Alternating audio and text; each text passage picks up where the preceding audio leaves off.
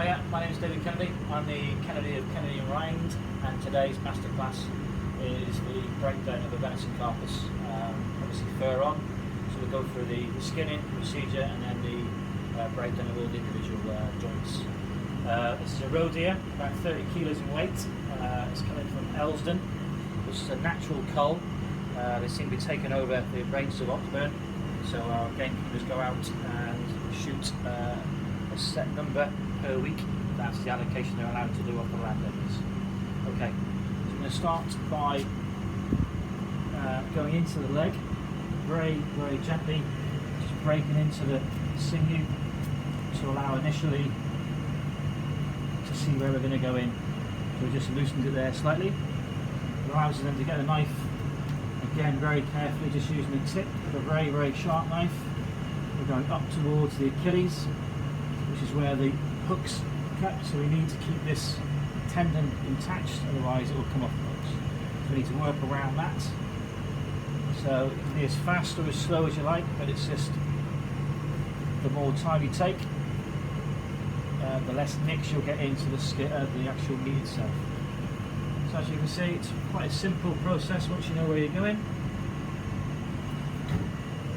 Just follow the seam, it's a natural seam that separates the fur from the meat. So now we're coming down to where you would find the brisket of the carcass on a beef would be. Just loosen that away. And then we'll start on the other side.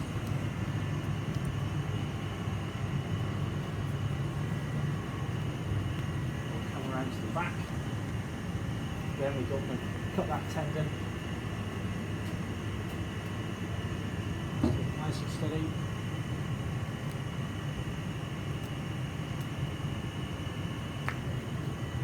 Loosen that away. And we go around to the back of the carcass.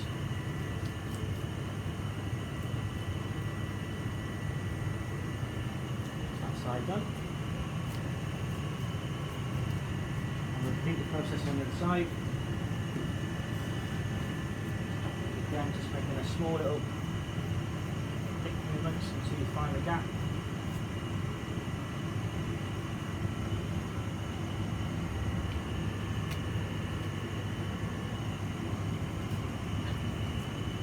Then the same procedure, just following the way around there. So it's the natural animal. And down the other side of the brisket.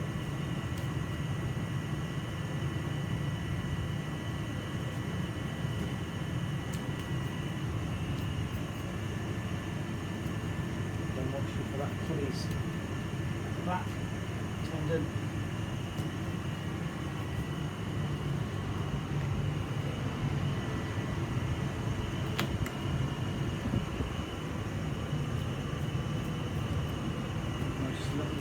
Release it from the back. Once you've done that bit there, we'll just pause it. Yep. So we're just going to release around the back now. As I'm releasing, you'll see with this hand here, I'm pulling on the skin. It just allows naturally to come down. There's no real forcefulness there by me. It's just the way that it comes away. So this, like I said before, this is a roe. It's about 6 months old, so still very young.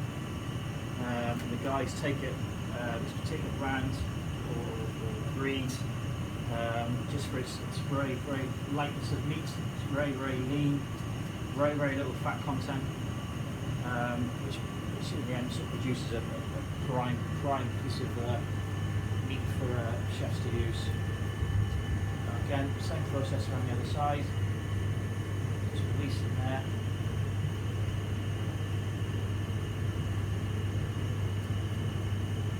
See, I'm just using the tip of my knife. Just needs to be very sharp.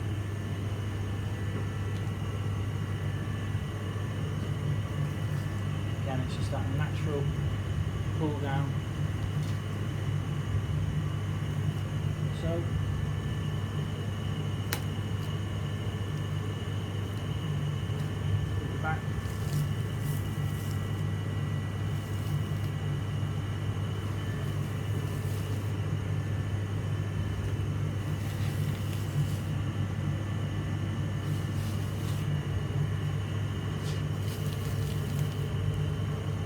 ideal shot for a carcass is through the neck. That allows less trauma on the rest of the animal for us to use. So what I'm doing now is just nicking just parts of this the seam, just to bring the skin right down until we come to the shoulders.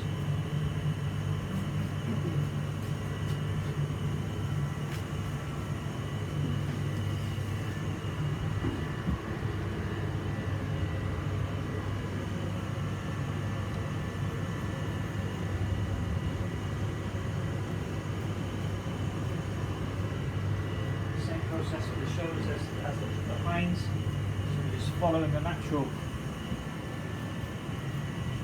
bone to trim off the skin.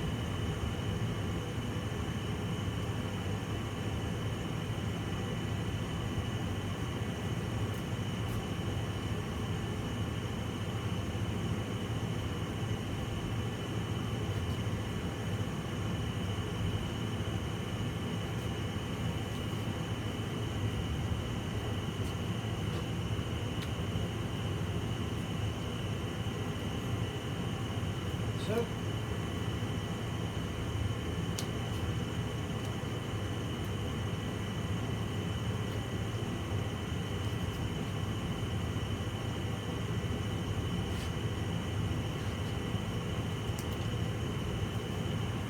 just continues to pull down using the weight of the other hand just to force that release tissue.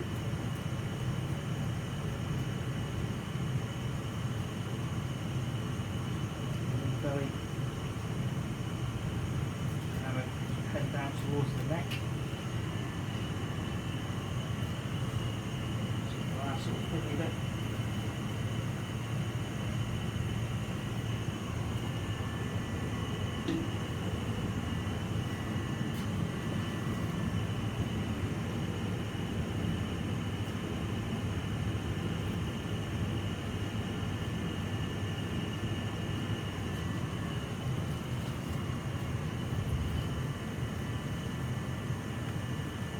Carcass wise, what we pay for this one is about £50. That's where the butcher would make his money. If he's going for the butchers, then they can butcher and take down to principal joints, and that's where they would charge the chefs a bit more money, and that's where they make their GP from. So it's always better as a chef point of view to buy this in like this if you can. Very, very cost effective. Takes a bit of time and effort, but it allows you then to have on your menu a locally sourced piece of game. That's cost effective for you to allow them to pass on to the customer.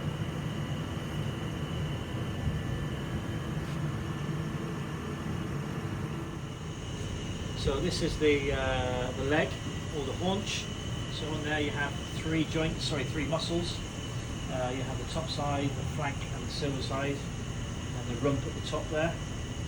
Coming down to the saddle, and we got the rack, then the shoulders, and then finishing off with the neck.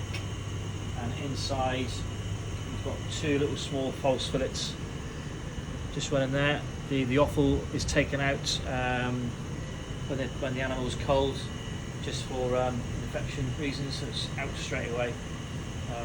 So we never really get any offal with the carcass. With the leg and the shoulders being working joints, these require a degree of length of cooking, i.e. casseroles, stews, etc., as well as the neck. You can take the saddle and split it down to a long loin, which is a really prime cut, which you can go all the way down to the top of the shoulder blade, or you can split it. You can see inside roughly where the bone structure changes, saddle to the rack. These are very, very quick cooking joints, talking 3 or 4 minutes in a hot pan, don't even have to see the oven. But it's these sort of things here, it's the skirt and all the trimmings that you really, really make your money from. it's what we call a byproduct. So it's not your prime or second degree cuts. It's your little bits of trim that you can make lots of money from. It's some really interesting items to put on the menu. So this carcass has cost about £50 in weight with the fur on. For a restaurant point of view, ideally you want to make between sort of 70-75%. So you're looking at a revenue of about between £600 and £700. This is where your knowledge of a carcass comes into play and your butchery skills to make sure you maximise to the full effect of how much revenue you can get from this single item of meat. Okay, we're going to start off just doing the main joints first of all. So we're going to start from the shoulders, releasing from the neck, and then we'll head down to the legs, and then we'll concentrate on the main sort of carcass there. So the shoulder is a joint with no ball and socket as opposed to the leg. It's just there's a bone there, but it's just meat. So there's a pocket of air in here, so we come underneath, find that natural pocket, just follow the knife around like so.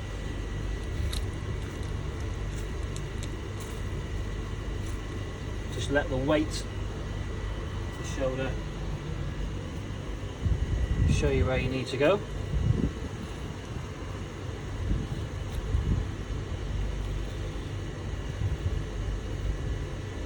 There we go. So you have the shoulder blade in there, and then ball and socket here and here. And then we just repeat the process. The other side.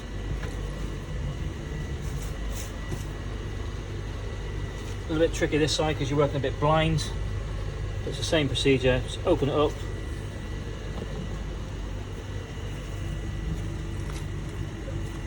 pull the shoulder towards you to again just expose where you need to go.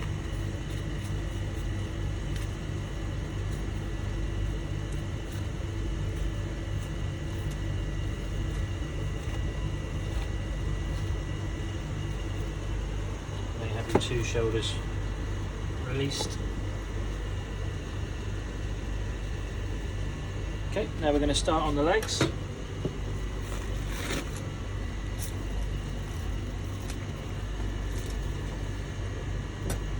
So just straight down, should release them.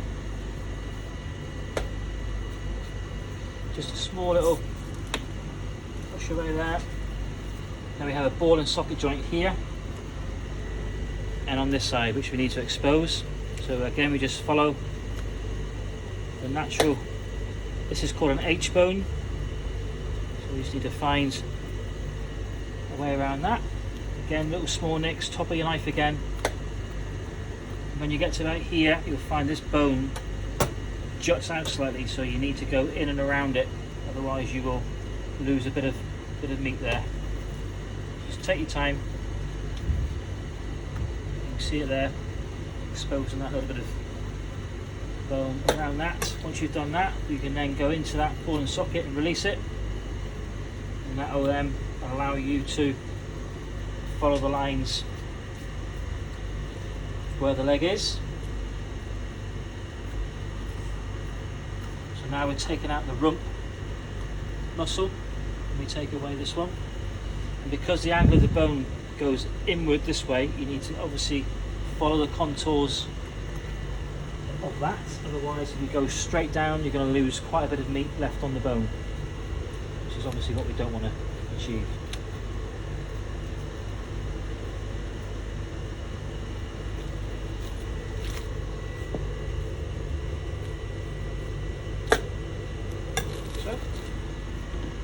So on there now, that's your rump. These are just exposed there, and you've got your flank, your silver side, and your top side. And the haunch. Again, same procedure on the other side. So again, we're looking to find that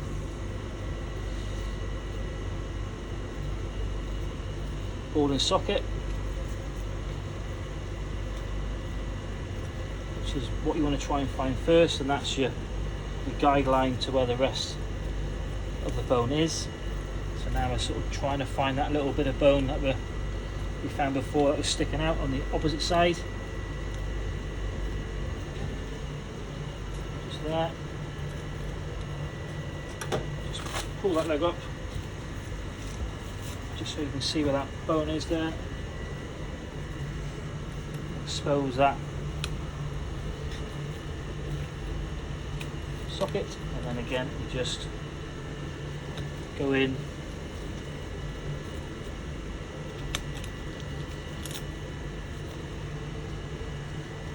coming underneath using the angle of the tip of your knife.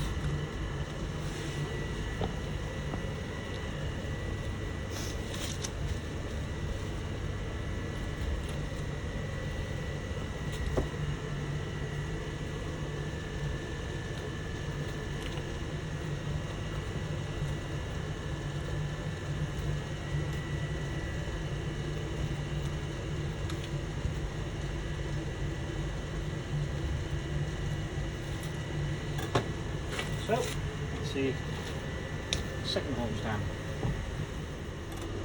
Okay, so that's the shoulders and the haunch off. Now we're going to work on the neck. So you can see along here is where the fillet is, or the long loin as you call it. If you go from the top of the rump to the sort of start of the neck, that's your primest cut on the animal. Very, very expensive to buy in. If you're looking at probably buying that from a butcher, you're probably paying about £23 a kilo just for that alone. So we're going to go in just where the neck goes on the curve. And just make an incision there. That light's going to go off, Phil. Okay, so into the neck, you'll find now you've got the last of the rib cage bones that you've gone through. A little bit of sinew at the bottom. Just score down, and until you hear the neck bone. Stop there, turn it over. Where you've cut through the other side, we'll just continue that down.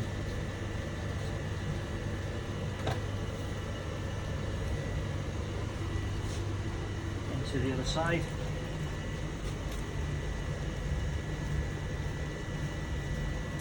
So now we'll need a saw.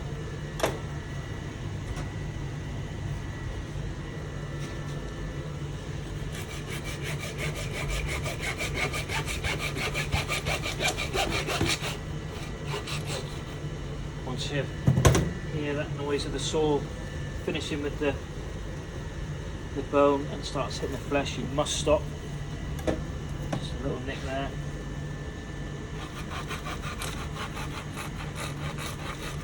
Otherwise you'll start ripping into the flesh. That's what we don't want. So that's your three slow cooking joints there. So you've got the shoulder, you have the haunch and the neck. So these are really prime casseroles, stews, braises, that sort of thing. Ideal. Now we go on to where the touch base. Another sort of slow cooking joint here is the ribs. So on obviously a pork carcass, you would have the pork belly.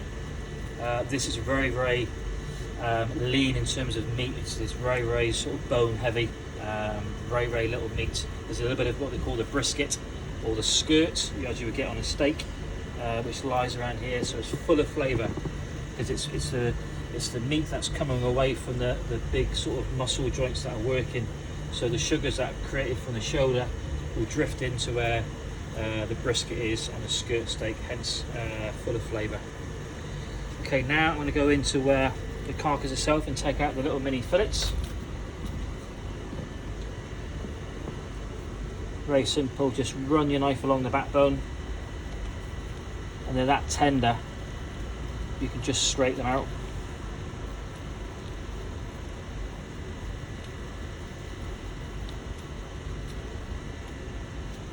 So that would be, if you're on a beef carcass, that would be your beef fillet. The reason why it's so tender, because the muscle doesn't move, it's dormant muscle. that sort of creates it so tender. It's not worked a day in its life, but for me it's got no great deal of flavour. It's a very expensive cut of meat. It's your prime price point of a carcass on any animal, but flavour wise, there's far better cuts with more flavour than a fillet in my personal view. So there's your two little fillets, tiny.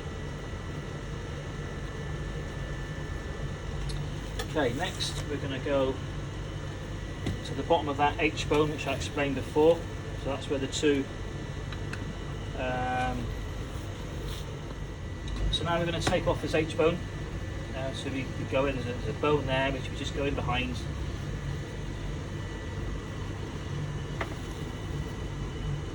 Straight across.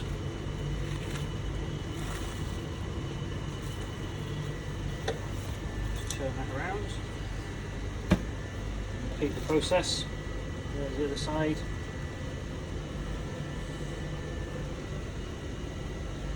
Like so, you cut the other side there.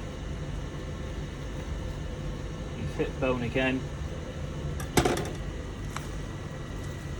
And put up and snap.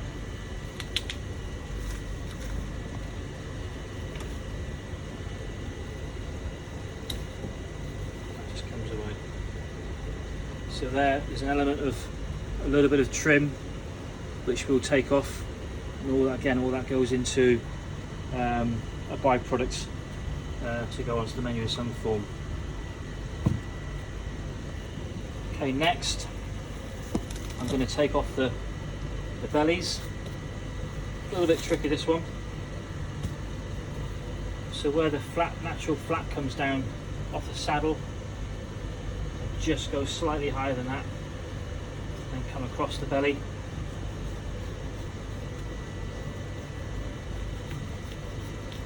Like so. And then with our saw, again, just take your time.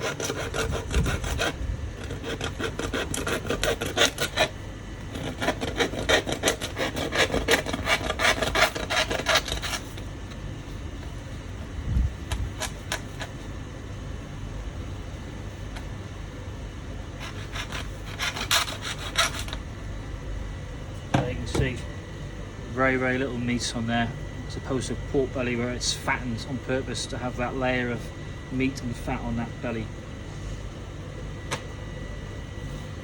Turn it over. Same on the other side.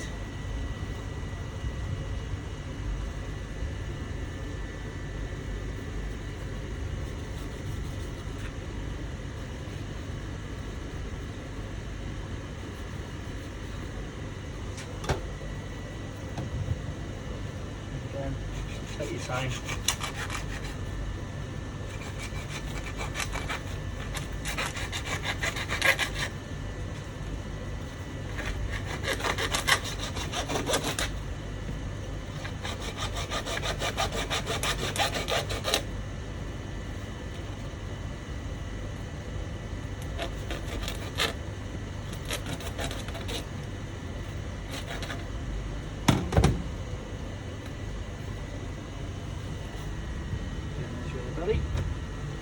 So now that's exposed, you can see the different bone structure.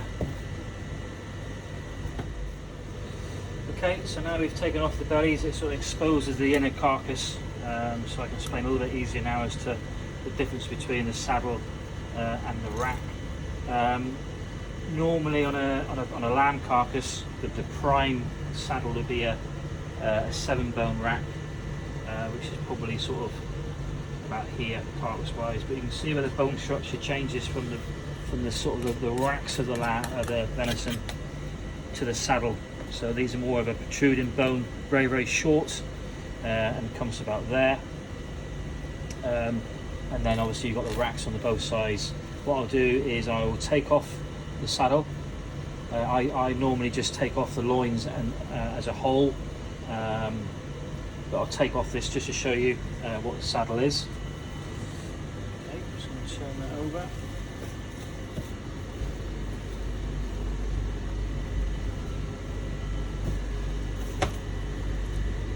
So I'm going to go in about there. So straight over the other side.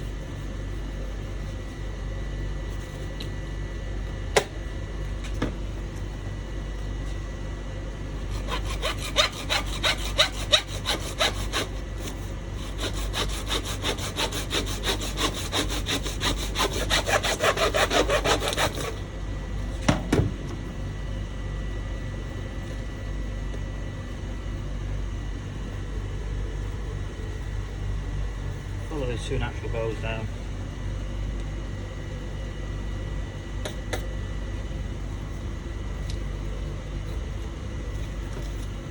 There's your saddle.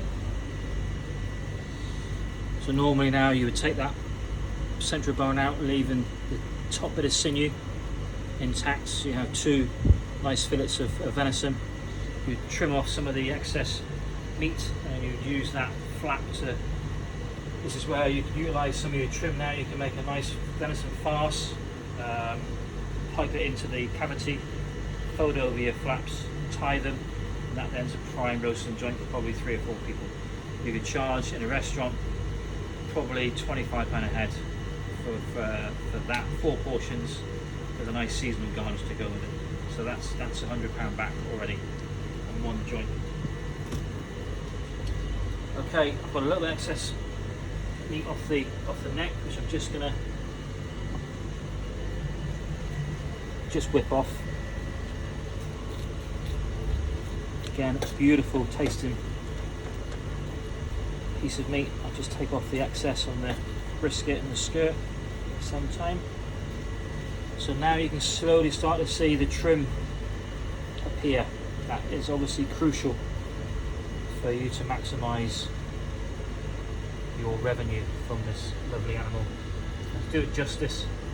You know, it's on the planet for a short space of time. As a chef, I'm quite passionate about trying to showcase the animal to its full capability and what we can create from this wonderful carcass. Okay, so that's that trimmed. Now I'm going to take it off the bone.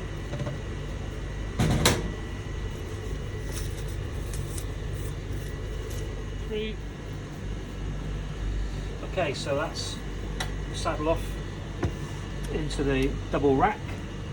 I'm going to take it off into single loins. You can see 0 fat content at all. Prime bit of meat. Beautiful to butcher. So here you've got a central bone that goes down, which we're going to follow the lines down on both sides. We've got a yellow piece of sinew here, which is the spinal cord, which will have to come out because it's inedible. Which we'll take that out shortly. So I'm just following the natural line of the backbone, and you'll find once you get to the bottom of it, there's a little knuckle that sticks out. If you just come to the side of that, it just makes the next process after this a little bit easier. So that's side one done. Flip it around. Again, angle your knife in towards that bone so you're not wasting any meat on there.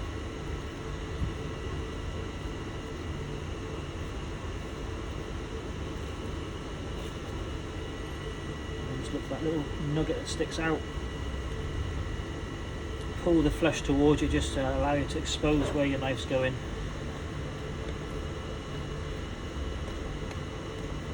Like so. And then take a bit more of a chopping knife, and where you've exposed the bone, gently just tap away. Again, angling your knife towards the central bone.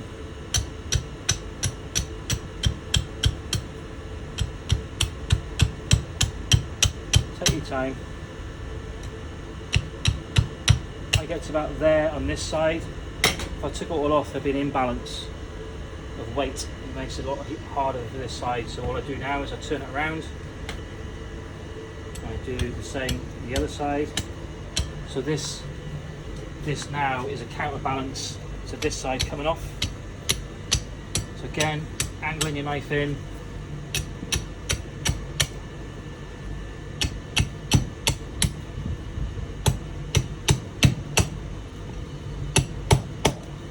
Again, I get so far down and I repeat the process again. I'll take this side now fully off.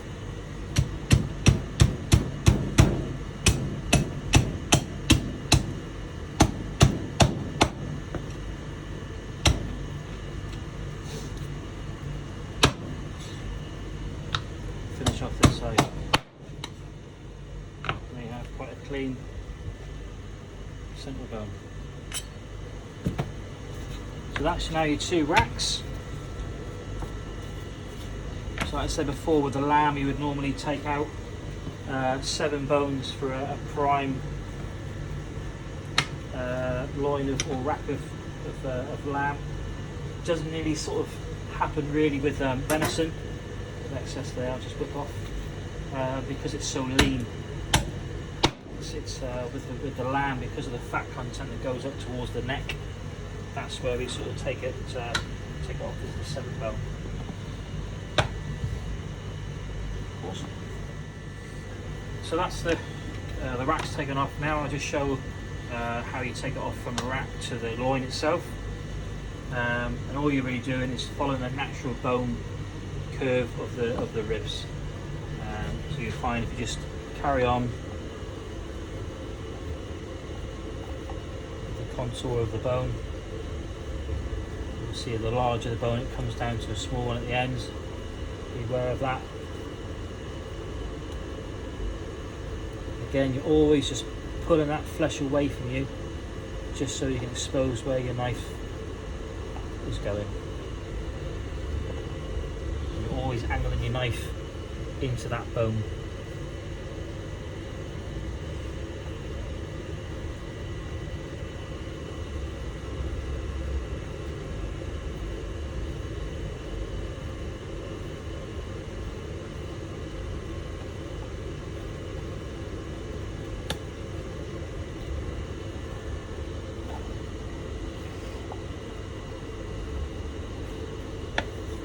There's the loin off. Again, 0 fat content.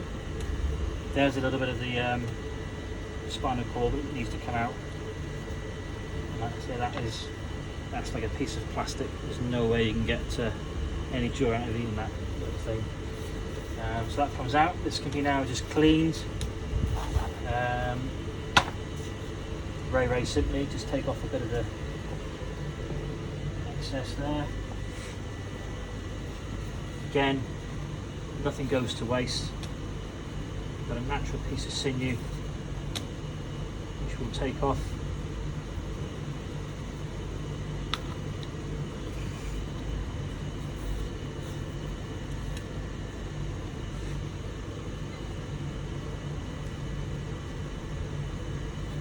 So, and then there's a little bit of sinew on here which just needs to be nicked off. Very similar to if you're doing taking off some salmon, sort of fish skin, just angle your knife up, like so, until that comes off, flip it over. Again, just angle your knife up towards the sinew, so you're not going into the meat.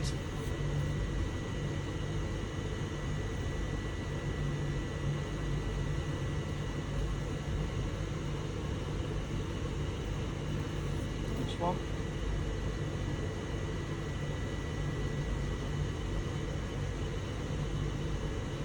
So for the restaurants, if I was preparing this now, I would put this in a little marinade with some rosemary, chopped thyme, a bit of olive oil, garlic, and some juniper. Juniper goes really well with venison. Okay, next two. Okay, so I'm just going to take off the 3 bones joint, and then we're going to French trim. So I'll just take off here. This one.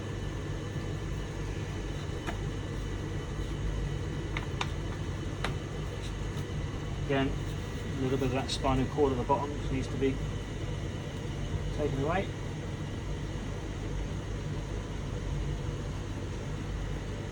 go into a classic sort of French trim.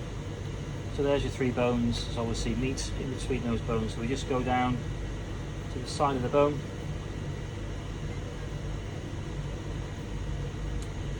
And go in between. Again, angling your knife towards the bone. And you want to go down just stop shy of where that sort of white fat line is.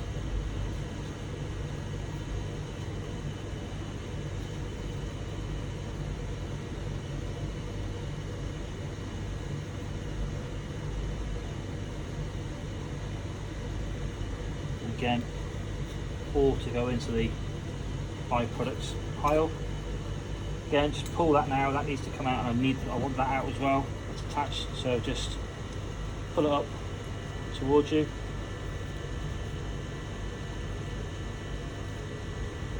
So. This now exposes the bones. So now what we do is I want to just level them off so they're nice and neat. Try and go at the angle just to give them a bit of character.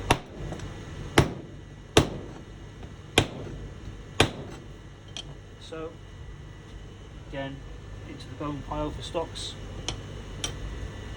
And all we do now is you put the bones onto the board, angle your knife again, and then just scrape, trying to get all that sinew off that bone, so when you do roast it, it's a nice clean presentation on the bone.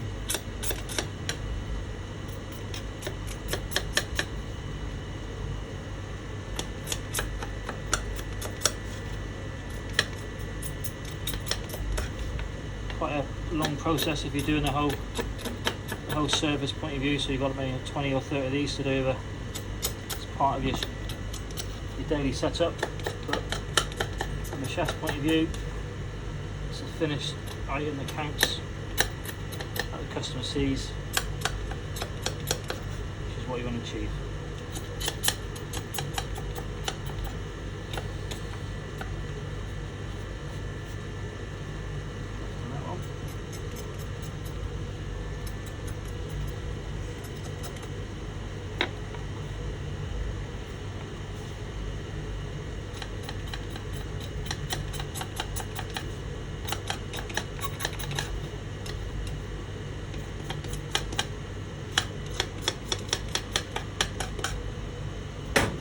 Trim.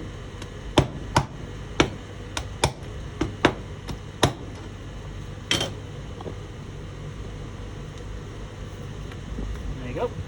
There's your 3 fun little rack.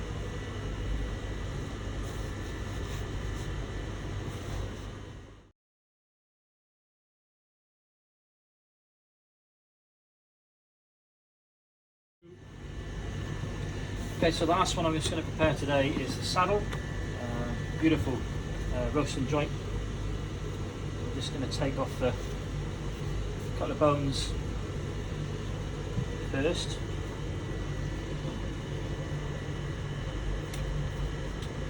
That side.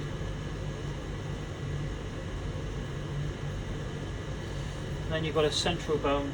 It's a little bit tricky, so it goes down an angle on both sides, so we need to again be very careful and watch where our knife goes in. So first of all I need to expose these bones, so there's a bit of meat that covers them, so we just go along there, just expose those bones a bit more clearly for us to use as a guideline. Same on the other side.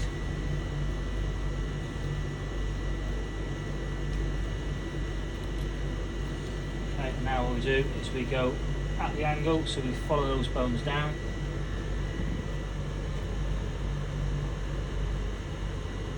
So.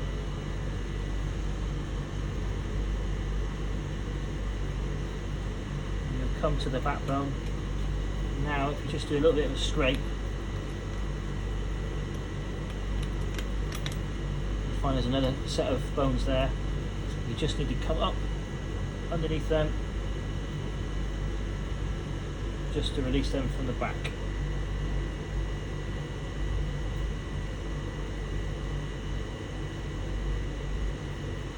Like so.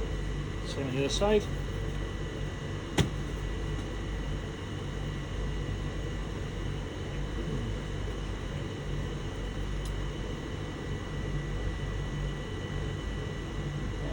your knife down.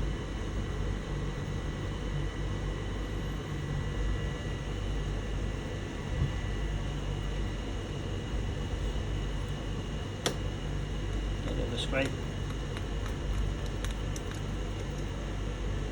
Up again.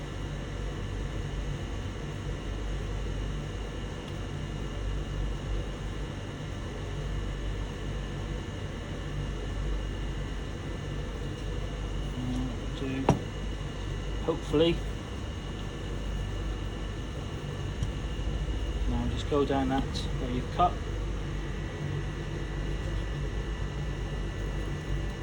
put it again towards you,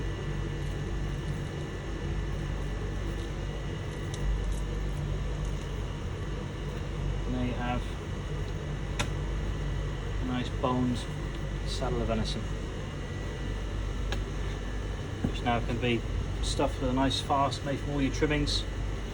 What we do is you put it into the cavity, take a little bit of the excess fat off, meat off here, you would fold over, and then you would probably wrap a little bit of crepinette just to keep the shape, and then tie it off, and that's an ideal roasted joint for the table.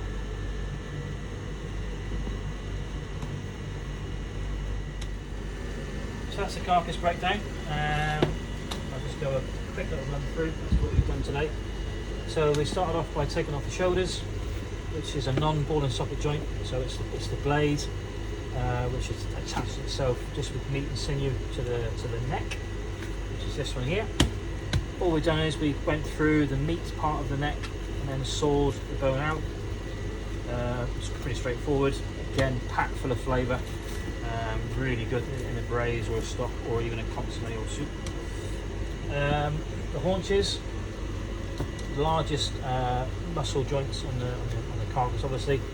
So in here you've got 4 muscle joints. You have the rump, you have the top side, silver side, and the flank in there, which we'll break down in another day.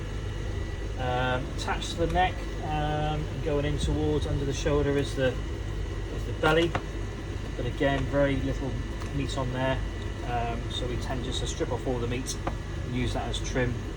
Bones will go into the bone pile for stocks and sauces, etc.